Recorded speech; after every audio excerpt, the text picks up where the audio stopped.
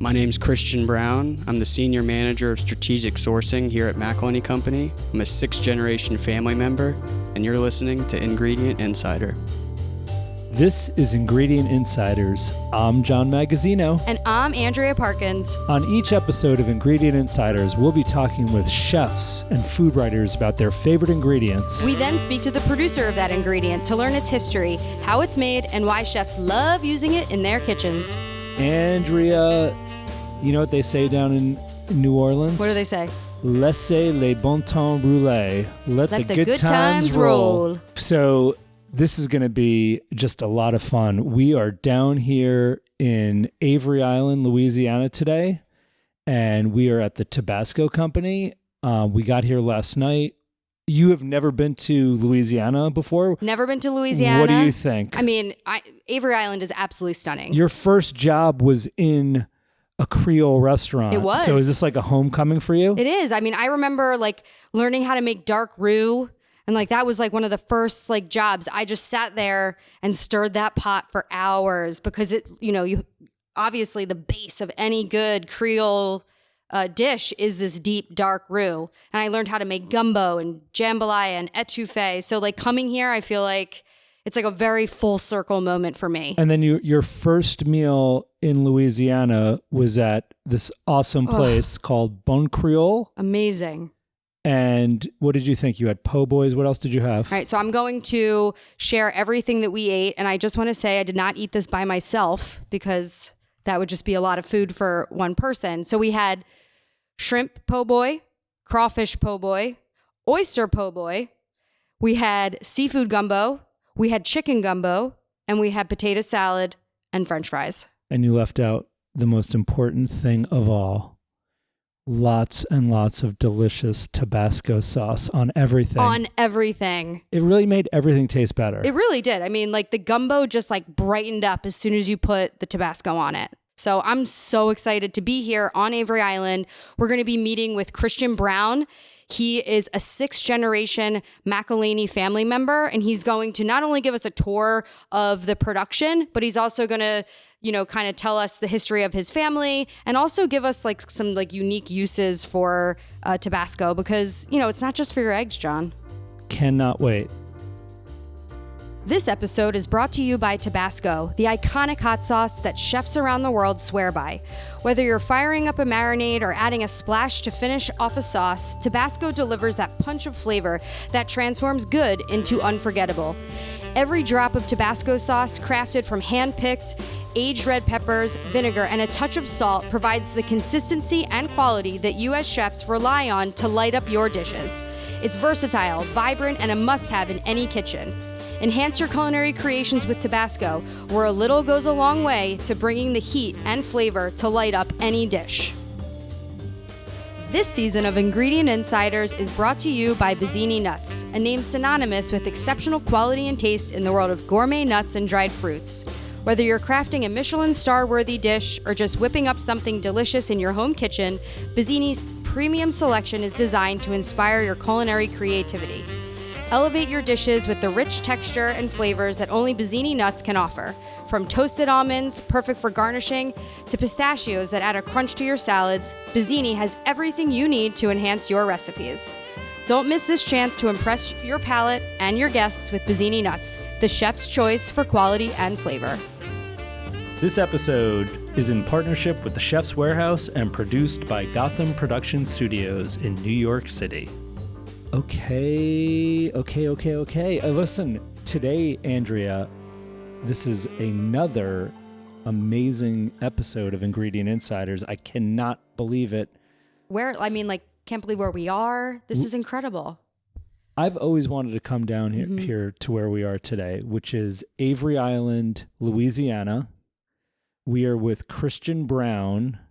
He is a 6th-generation family member of the McIlhenny family, the Tabasco Company. We are sitting here with hot sauce royalty. The most iconic brand in all of food, as far as I'm concerned. Absolutely. Right? It's like Tabasco and Coca-Cola, and what else is there?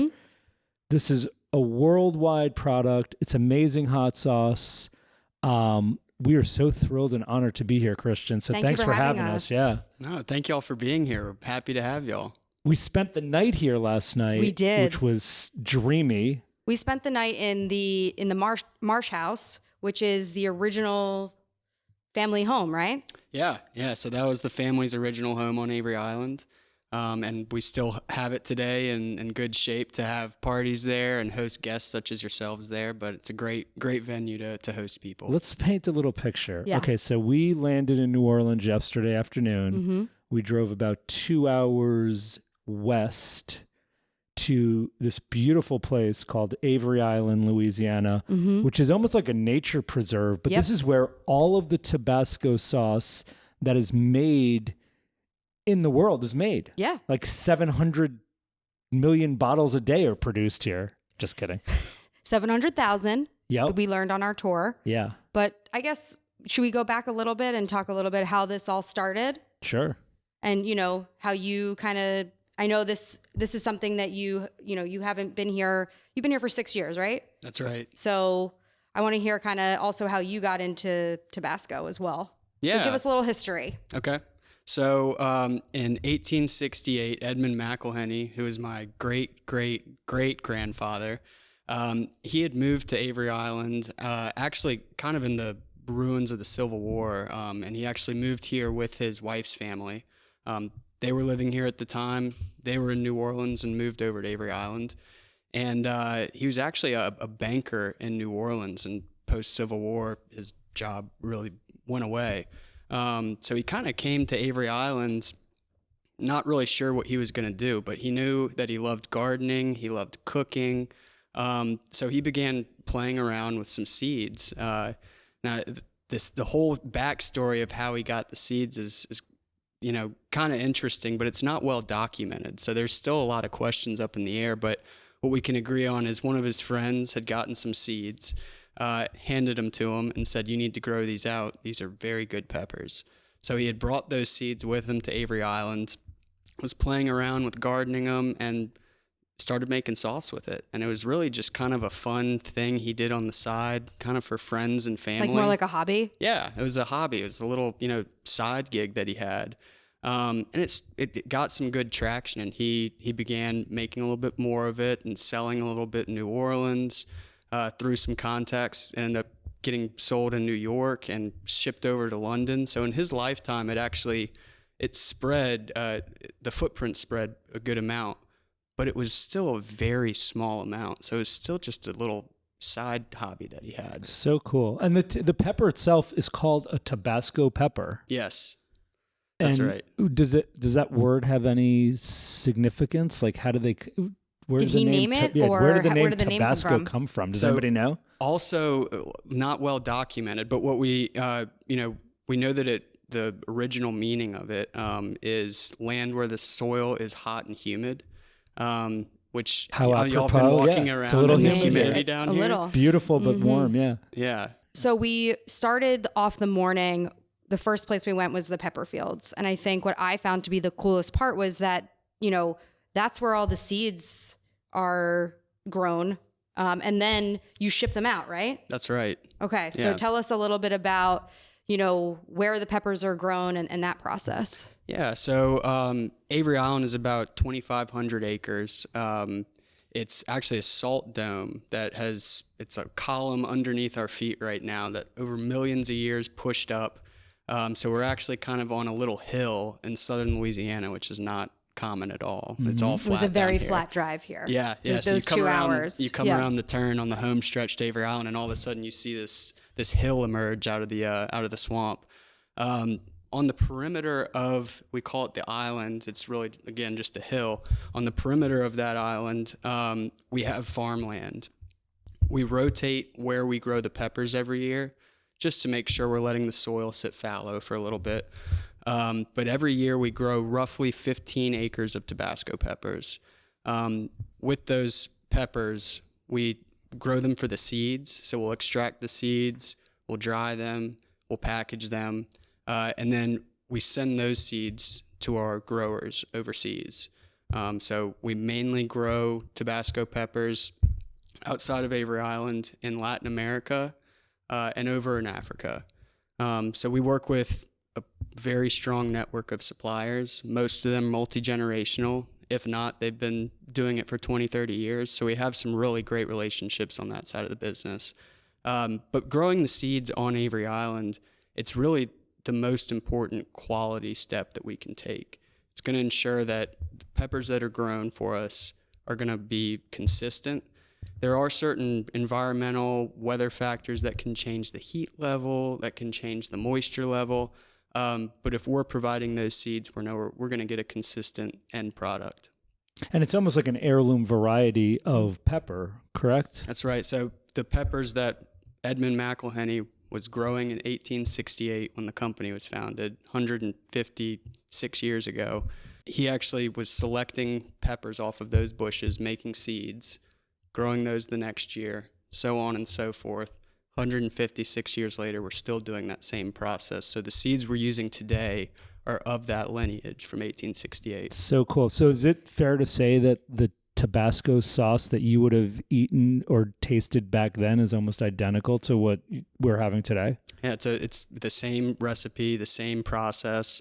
Obviously, innovation is extremely important to the company. So we are always looking at ways, how can we, save on any type of waste if there is any? How can we make it more efficient so we're using less energy or less water, things like that? But because the recipe is so, it's simple. It's 3 ingredients: peppers, salt, vinegar. We really want to keep the integrity of the product. So if we want to introduce a new type of blending tank, for example, it's going to take several years of sensory tests, both internal and external, making sure that the process moves smoothly with this new equipment. So we just want to make sure that the integrity of the product, the taste, the color, the smell, everything stays consistent. So it has to be like that. I mean, if people have been eating this, sauce for, 50, 60 years, I mean, it has to kind of keep that consistency and flavor. The same. I want to talk about the production methods, but the thing, because we just did a whole tour of the facility here, and what really struck me and blew me away was how traditionally made this product is. I've been eating it my whole life and had no idea. The aging process, I mean, we'll talk about all this, but the fact of the matter is that you can find a bottle of Tabasco, I feel like, in almost every supermarket, in every great restaurant, every great hotel of the world almost at this point. Certainly the United States, but almost the world. Yeah. How many countries and are you in? all of this is done in this facility right here, and everything is aging in these old, bourbon casks. It's almost like fine wine being made. It just blew my mind, and it ages for years. So let's talk about that process, because I don't think anybody who, we walk into the modern world, we walk into the supermarket, you grab a bottle off the shelf, you throw it in your cart, or you're at a restaurant and you order oysters or whatever you're eating, and you put a few drops of Tabasco on. You never really think back to what was going into the process. Right. And had I not come here and seen it firsthand, I would never have dreamed how artisanally produced these products are. And how long it takes to make it. And honestly, how simple and traditional it is. So let's talk about that process. The peppers are grown around the world, and then they all come back here to be processed. Is that right? That's right. So when we finish the crop on Avery Island this year that y'all saw earlier, again, we'll extract seeds from those peppers, package them, and send them off to our suppliers. Our suppliers will receive the seeds, plant out their crops, harvest them with mash, which mash is all it is peppers with a little bit of salt, just to preserve it. It's like the pepper puree, basically. Yeah. I mean, it still has seeds and skins in it, so it's not a homogenized mixture, but it's it just goes through a very simple mill, peppers and salt, and that's it. So that will get accumulated to about 50,000 pounds, put into a shipping container in a big bladder bag, shipped up to us. We will pump it out into, like you said, bourbon barrels. We'll cap them, cover them with a small layer of salt on top that just acts as kind of an extra natural seal in the barrel. And then we'll let them sit for 3 years. I want to pause for one sec, because we went in this warehouse. There were thousands. Tens of thousands, I mean, not hundreds of thousands, but thousands of these. Where do you even get the bourbon barrels? So by definition, the bourbon industry really, they make these barrels out of white oak, and they can only use them once. So after they use them that one time, they sell them off to kind of brokers that sell them to different industries. That the Scotch industry buys some, and we buy them from these brokers every couple years. But we really minimize our purchases, because if we can reuse the barrel for 10, 20, 30, 60 years, we will. I think I showed y'all a barrel earlier that is roughly 60 years old that we're still using and works just fine. So very cool. Does that, when they're originally used, does it impart any flavor to the peppers, or do you notice like a difference if it's like a newer barrel versus a 60-year-old barrel? No, it really doesn't. It does seem like some of those older barrels, I mean, wood, when it has a little bit of humidity in it, it'll lock in a lot better, create a better seal. So we do find that some of the older barrels can sometimes be our better barrels, but newer barrels are completely fine. It's all about the craftsmanship and the time and attention that the people in the mash warehouse put on that. Yeah, I think the time is what really struck me. I mean, it's sitting for 3 years. It's a long time. Right. So when you think about, especially now, everybody wants to make something and get it on the shelf as soon as possible. Right. Here, it's a different story. Time is part of the recipe. Yeah, I mean, there's definitely a much cheaper way to do this than what's going on there. But again, you come back to that tradition. Correct. It's really fascinating. Okay, so the mash is in the barrels. It's got salt in there to kind of help preserve it. It's been sitting for 3 years. And then it sits for 3 years in this giant warehouse of barrels, which is great. We'll put some photos up on our Instagram. On the Instagram. Yeah, so after 3 years, the barrel gets pulled out of storage. We'll take it over to our blending area. They open up the barrel. Throughout those 3 years, a little bit of oxidation forms. So we'll skim out about the top quarter inch of that barrel.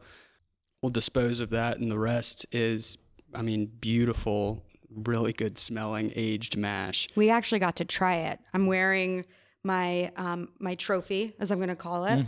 So when you try the mash at Tabasco, they gift you with this silver spoon. Very nice. So, congratulations. Thank you. It's like a badge of honor. If you get the spoon and then you get seen, touring around, everyone at the company knows that you tasted the mash. Yeah, the woman at the museum said to me, "Oh, you tasted the mash." Like, kind of gave me some props. Nice. Oh, yeah. So after the barrel gets skimmed, it'll get pumped out of that barrel, and we'll actually, again, that mash that we're aging and pumping out of the barrels after 3 years, just peppers and salt. That's it. So when it gets to that blending part after it's aged, that's when we'll add the vinegar, which is the third and final ingredient. And we'll let it kind of mix for about, 3-4 weeks in a big vat. And that's just to make sure that it's a fully mixed, homogeneous mixture. After that, we'll strain all of the seeds and the skins out, and it's ready to be put in a bottle. 3 ingredients. So it's like 3 ingredients, 3 years, simple. And just this magic product.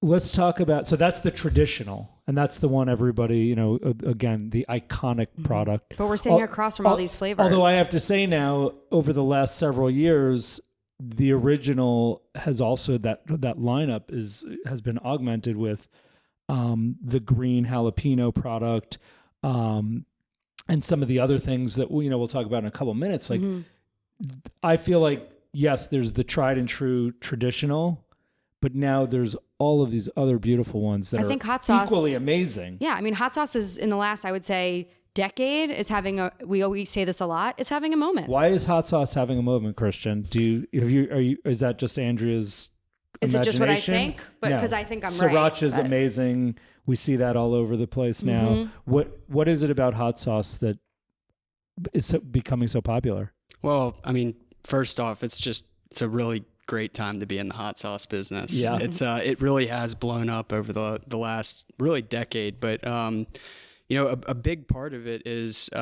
social media has made us more connected with other foods, other cultures around the world.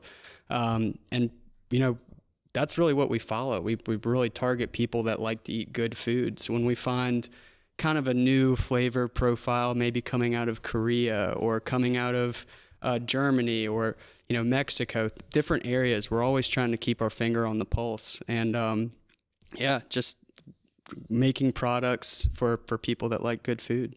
What are some of the creative uses you've seen, you know, throughout, you know, the last decade, I guess, or, you know, are people in Japan or Mexico or Germany using it in different ways than we might use it in the US? So, yeah, I think you see it used differently around the world, but there's kind of some very, you know, there's a lot of cuisines that are kind of globally accepted and used with Tabasco. So, you know, pizza, that's massive, really globally, but Japan is one of the biggest countries we sell to. They put it on pizza all the time and pasta.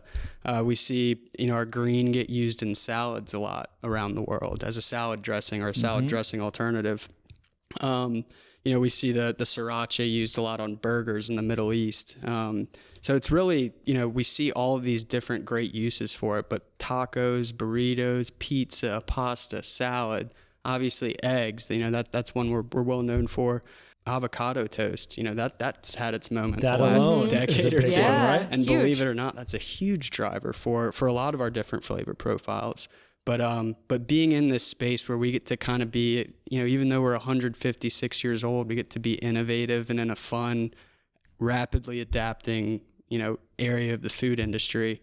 So this is one of my favorite parts about the job is the innovation and learning about all these different global cuisines. Let's talk about the full lineup. So there's the traditional, which everybody knows, that beautiful, deep, burnt orange, red color.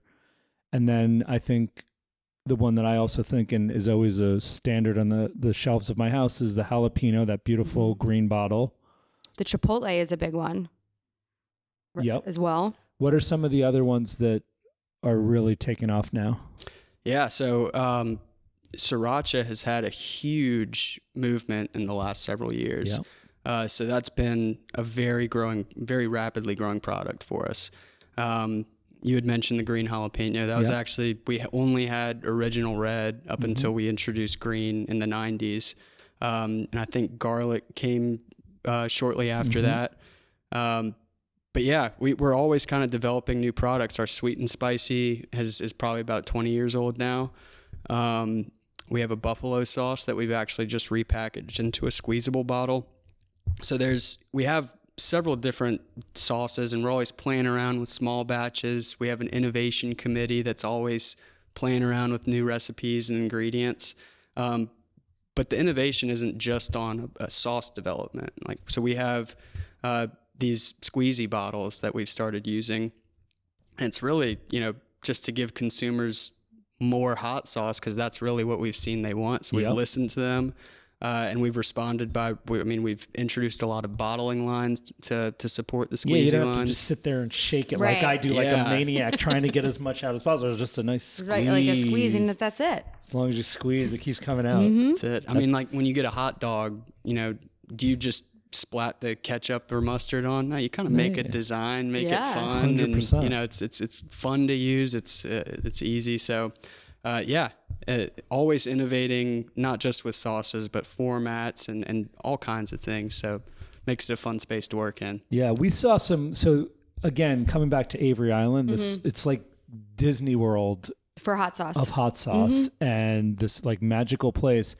They've got this wonderful visitor center, and then there's a gift shop where they've got all of the sauces, and you can taste all of them. If you ever come to New Orleans or you ever come to Louisiana, make the trip over there. It's gotta be. Is this like the number one tourist visited spot in the state of Louisiana? I would be. We saw a school field trip. Yeah, I would be surprised. I wish I could do that Yeah. when I was in third grade. It's the coolest place to visit. But anyhow, inside the gift shop, we saw things yesterday that we've never seen before, like a family reserve. Yeah, I want to talk about that because that to me was really interesting. I forget what they called it. The scorpion sauce. We both bought a bottle of that.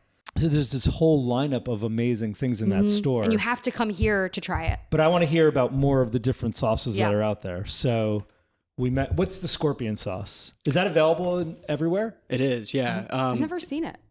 Yeah. We got to call our supermarkets because I haven't seen it there. I'm glad I have one in my suitcase. So we launched it about roughly 5-6 years ago. And it's the hottest sauce we make. So it comes from a scorpion pepper, which is in the same family as habanero, Carolina Reaper.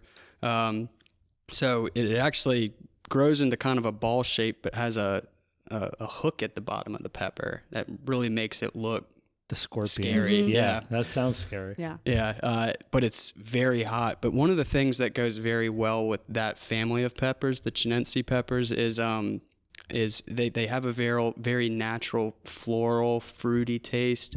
So they go very well with different fruits. So if you look at the ingredient list on our habanero sauce or our scorpion sauce, you can see we put a lot of fruit purees in there. So pineapple, guava, banana, all kinds of things marry very well with that. And yeah, talking about the sauces in the country store that are all lined up for you to taste. Our innovation team that's developing a lot of these sauces that we're trialing out, sometimes we'll put those sauces out in the country store, nowhere else in the world, only there. And the true fans that are coming to Avery Island will get to taste them and actually give us some feedback on them. So that's another metric we use for, will this be successful or not? There are people, I don't know if you've ever met them, Andrea, and Christian, I'm sure you have, that are like hot sauce fanatics. Yes. I was going to say crazy, but fanatics is a better word.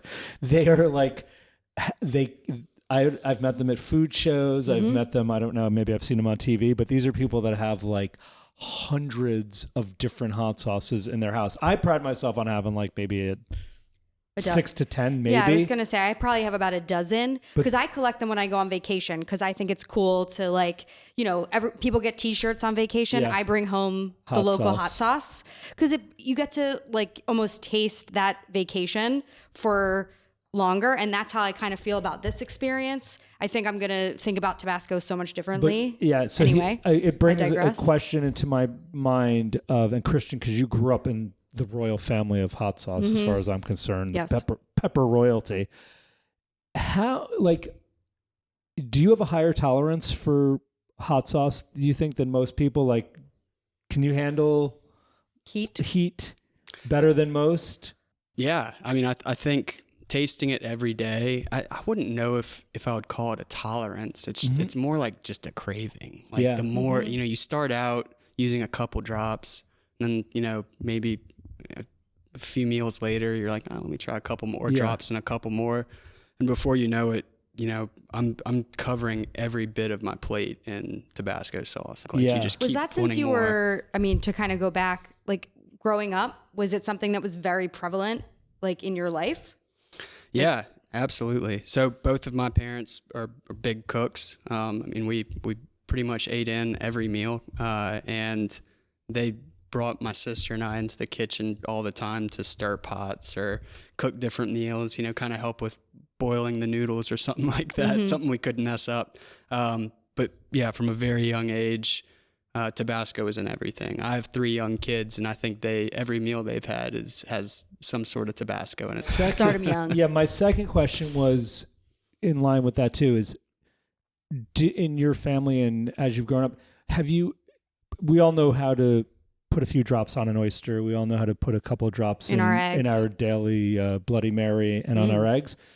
Are there ways that you and your family incorporate Tabasco and some of the other sauces into recipes to kind of change them? It's a great question. And also help balance the heat and create, because there's so much flavor in these peppers that it's not just I don't like to say condiment. Hot sauce. Right. I really think there's so much flavor in them. Because it's a condiment and an ingredient. Yes. So you mentioned dressings. Yeah, I'm curious as to how you use it, or things that you've seen that are really beyond what, dummies like Andrea and myself just kind of splash it on things. Well, like Andrea said, she's not a dummy. I'm the dummy. Yeah. He's the dummy. It really is an ingredient.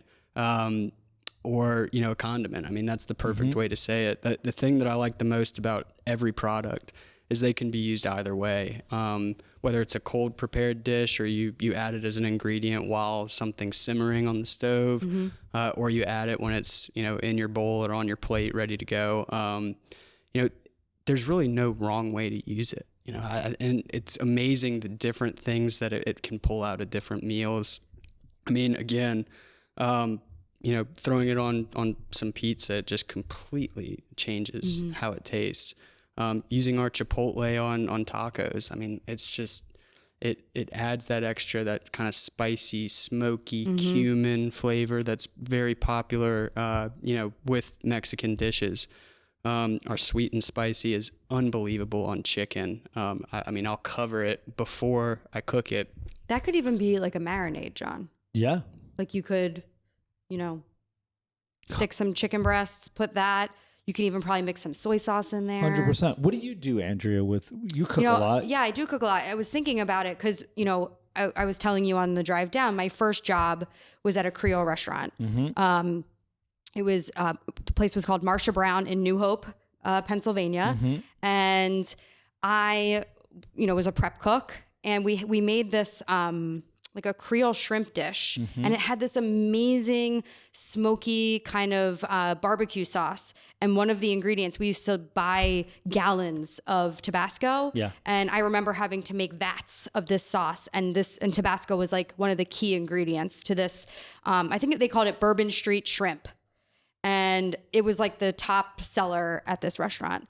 But you know, it kind of goes into, and I feel like it's like really like a base for, it could be, you know, in a barbecue sauce, a gumbo, a jambalaya. Like you can mix it in to bring heat, but also to bring flavor. Yeah, I mean, very traditional. I see, you know, the thing that has surprised, I don't want to say surprised me, but the thing that I think is really cool is seeing these products used by Japanese restaurants. You mentioned Japan being a big market for it.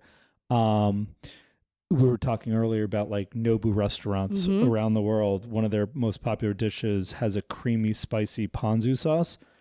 And, you know, I never really put a lot of thought into it. And then I found out that the recipe is actually mayonnaise with a very good amount of the traditional Tabasco sauce. What about fried chicken? Fried chicken, sure, into the batter. Into absolutely. a batter. Or any batter, really. Anything you're frying. Well, I think the great thing, too, is I use it kind of as a secret, I don't say a secret, but an ingredient where you're adding it to any kind of sauce or any kind of soup, because helping to finish those dishes, just a couple of splashes of Tabasco in it, the acidity level really changes and brightens up 100%. Dishes, which it makes it you're come not alive. Picking up a lot, you know, yes, you'll pick up a little bit of the heat, but more than anything, you're picking up these flavors and the fruitiness of these peppers. You know, I remember, and I mentioned this last night at dinner with Took, is adding it. A lot of people will put drops of Tabasco sauce onto eggs when they're finished. I was watching Jacques Pepin years ago, and when he makes scrambled eggs, whenever he makes it, he adds a few drops to the eggs before cooking, scrambles the eggs, and it imparts this kind of magical brightness. There's almost like citrus notes to it, but it really makes scrambled eggs better. And whenever I make scrambled eggs, there's always a few drops put in there before cooking. And you learn that from usually Jacques after Pepin. Lauren puts a bunch of jalapeno, the green on top. Lauren but loves it's brightened up before cooking. I have never seen someone use so much Tabasco until last night at dinner with Took, the CEO of Tabasco. Yeah, he's like your uncle, right? He said he grew up with you, but we learned that Took has some secrets too on, like, you know, he likes to play tricks. Apparently, he's a jokester. He's a little bit of a prankster. Oh yeah. We'll definitely learn a lot of tricks from him. One of the fun. So he used to work in agriculture, same position that I'm in now, and he taught me early on. He said one of the tricks is you can impress a lot of people. You pick the pepper off the bush. So the capsaicin in the pepper, which makes that's where the heat comes from. It's really all on the inside of the pepper in the placenta, which is what all the seeds are attached to. So the walls of the pepper generally don't have much of that capsaicin oil in it, or the very tip. So if you just pluck a pepper off the bush, and bite the tip. Everyone's going to be like, seeds. this guy's crazy. Like, what's going on? But really, there's not a whole lot of heat. Yeah. But then you hand it to them to take the next bite. And their mouth. Oh, it's 20 times hotter. So it's kind of, he has all kinds of stuff like that. Don't take a pepper If you work from in the Took. pepper factory, you got to be a prankster. Oh, because yeah. how fun is it to watch everybody eating, burning their mouth off? Another thing that I thought was really great to see in the production facility is, and we mentioned this a little bit earlier, is there's really no, as far as I can tell, there's zero waste going on here, and a high level of sustainability. And also, I talk back about like electric use and all of these other things. It seems to me that the facilities, the large storage areas, are ambient temperature. Like there's no air conditioners going off everywhere. There's no heating going on. You're really using like the natural climate for the storage and production facility, which again, if you talk about 3 years of a product sitting there, you're not using a lot of resources. Right. The other part that I found that was really cool is that the barrels, you're reusing these, and as you mentioned, some of them are up to 60 years old, so there's not waste in the form of wood and stuff like that. And I saw in the general store you're selling the pulp. So even, those skins and the seeds that, are then dried out, you can use that as a seasoning. You could use it in a dredge. There's a million uses for it. So it's not just the sauce. The byproduct is also, able to be used. I mean, this is something to really feel good about. There's 3 ingredients. It's obviously amazing in its flavor and profile, but it's also it's a what I would call a green, earth-friendly product. Talk to us more about some of the other initiatives. I'm sure you guys have things going on that we didn't even see. Yeah. So, I mean, really it boils down to, we've really been a no waste or very minimal waste company since its founding. I mean, we're in a very remote area of Louisiana. So the founders and generations after that, you kind of have to work with what's around you. So you're not getting tons of things shipped here. You're working with kind of local suppliers. You're working with kind of the hand that you're dealt. So really it was ingrained in the DNA of the company from the start. But we really do have, a good handle on byproducts such as the pulp you mentioned. We'll sell that. A lot of people use it as seasoning, use it in marinades. I like to take it and I'll take a whole chicken and I'll just absolutely cover it in that pulp and I'll let it sit in the fridge overnight. Wow. After that, sounds really good. I'll kind of knock all the pulp off, but the skin and the fat has kind of soaked in a lot of that flavor. Yeah. And sorry, I was just thinking, I wonder if it could be good on like potato chips. Yeah. So that pulp, the skin particles, and then we actually take a bigger strain out, which is our seeds and skins. So we'll remove those out as well. And with those, we'll actually dry the seeds, and we sell those to a lot of big food companies that'll take the capsaicin out and use that. Sometimes they'll take those seeds and just grind them into a mix we call processors blends. So they'll use that for seasonings. Really, I mean, there's nothing that goes, even the barrels, if a barrel, we'll use it, like you said, as long as we can, sometimes up to 60 years.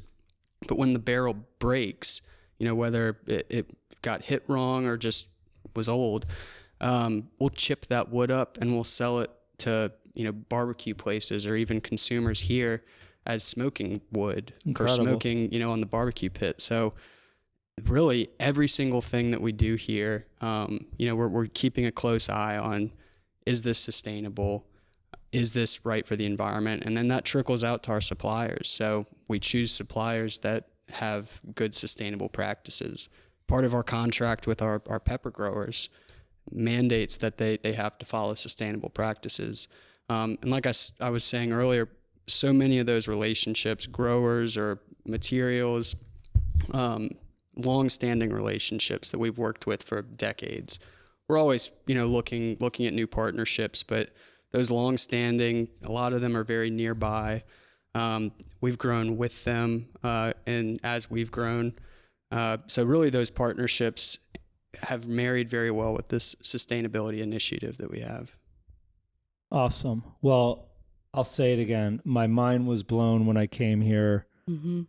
It was almost like the fantasy food visit that I wanted to believe would happen because, again, for a product that is produced, I think, again, we said 700,000 bottles a day coming out of this facility, and yet every single one of those bottles is handcrafted, aged, and really just made in the most traditional way that I can't wait to go home and I know. I'm going to start playing around. Start using more and more Tabasco every day.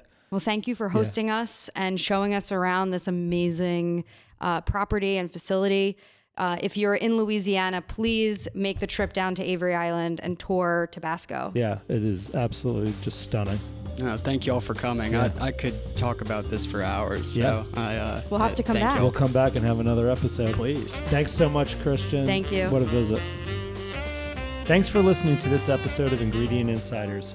Follow us on Instagram at Ingredient Insiders. You can find the products we discussed on today's episode at chefswarehouse.com or at your favorite specialty retailer.